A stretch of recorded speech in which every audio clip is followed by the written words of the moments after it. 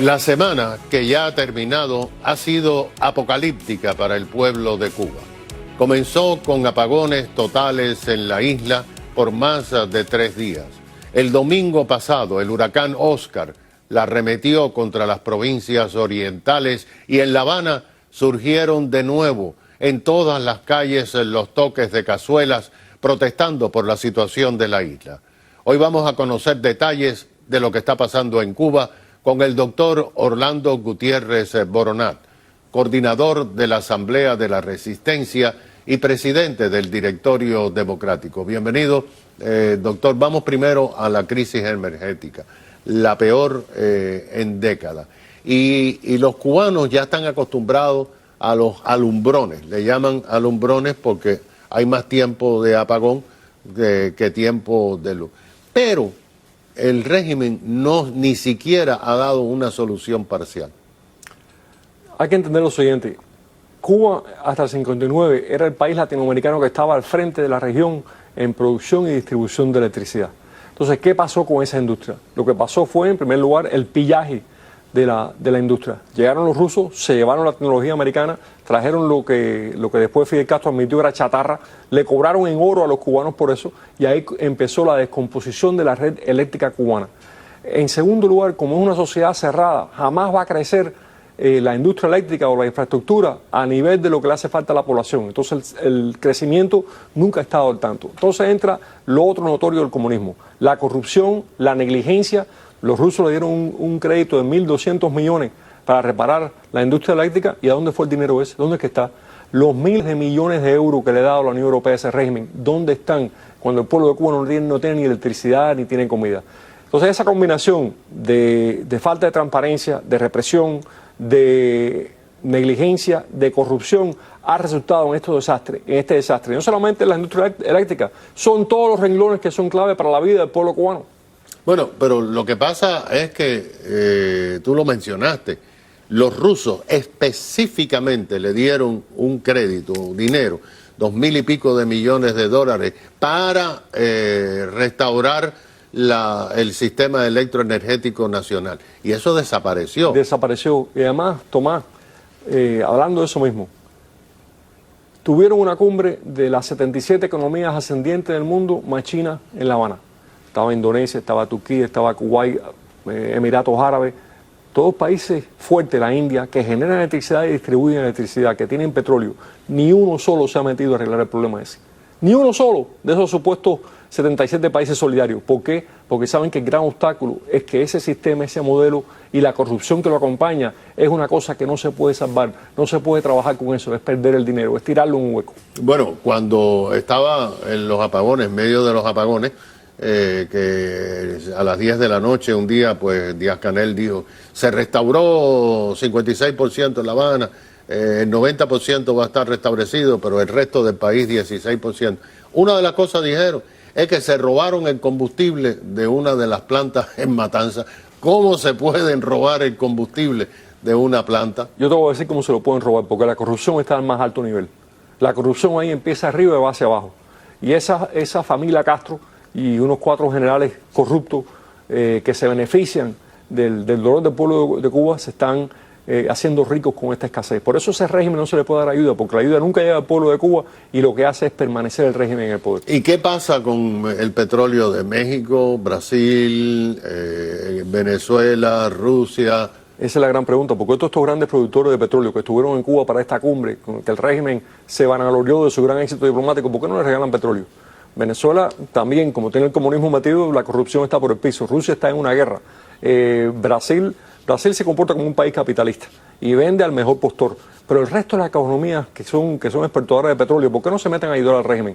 Porque saben que es un régimen que no sirve para nada y en el cual van a derrochar recursos que son muy importantes. Bueno, ahora viene el tema de las protestas. El problema está en que nosotros no podemos saber cuántas fueron, porque no hay electricidad, la gente no tiene celulares.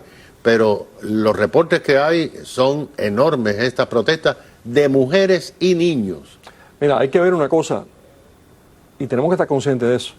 Hay un nivel altísimo de protestas en Cuba, de resistencia en Cuba, si no, el títere no sale vestido verde olivo por televisión a amenazar a la gente y decirle que los que están protestando son unos borrachos. Si eso no fuese real y mucho más de lo que nosotros pensamos, ellos no dan ese paso.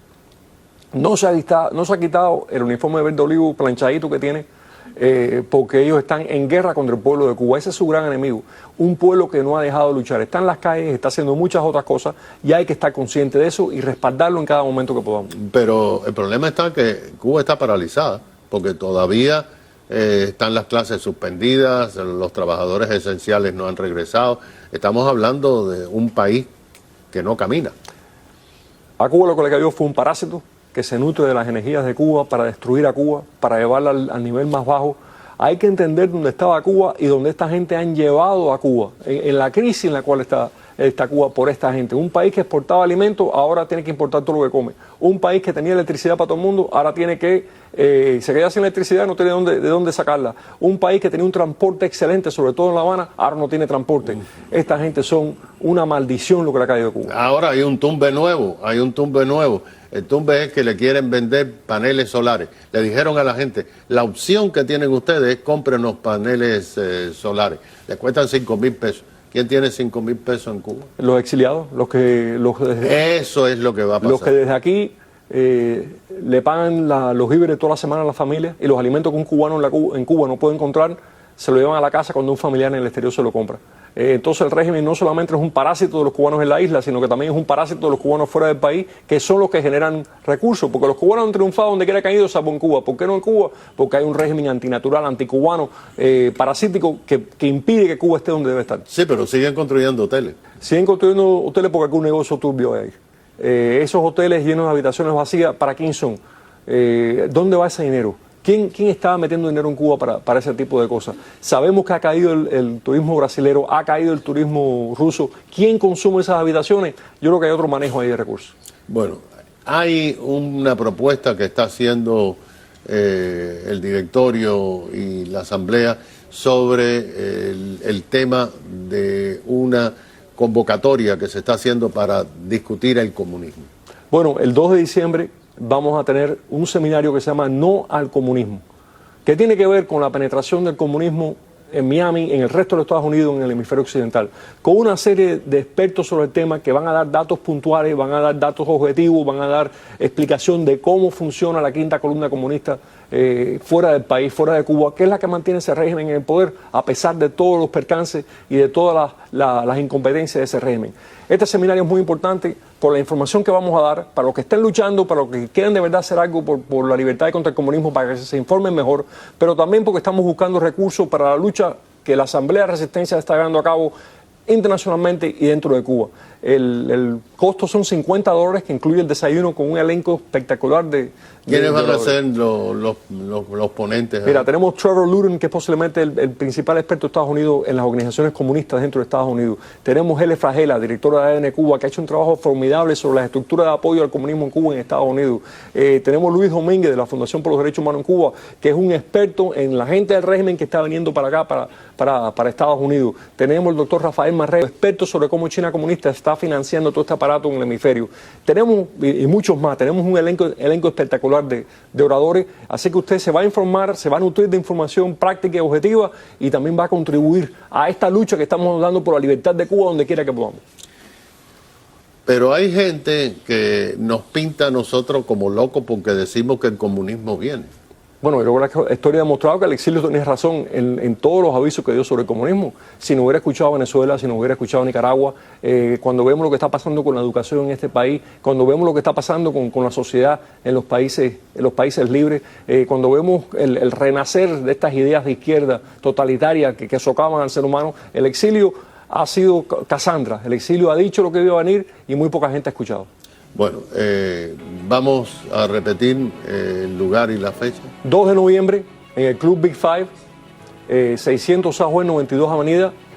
Pueden llamar al 305-220-2713, 305-220-2713, o ir a republicadecuba.org, republicadecuba.org, e inscribirse para poder participar en este seminario No al Comunismo. Bueno, muchas gracias al ti. doctor Orlando Gutiérrez, presidente del Directorio Democrático, coordinador de la Asamblea de la Resistencia. Enseguida regresamos.